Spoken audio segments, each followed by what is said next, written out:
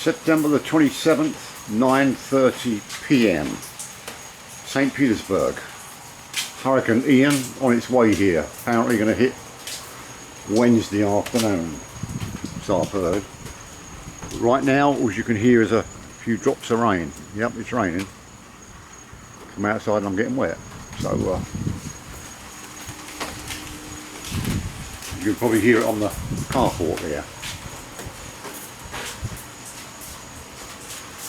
So I'm hoping that it turns itself in and goes back to where it came from.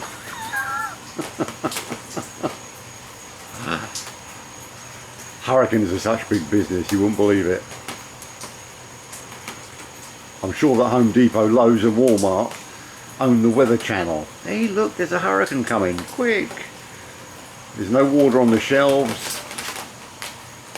Gas stations were in chaos today, people lining up to get gas.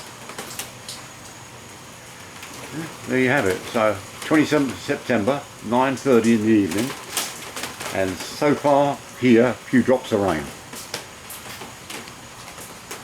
And I'll be giving you an update tomorrow afternoon.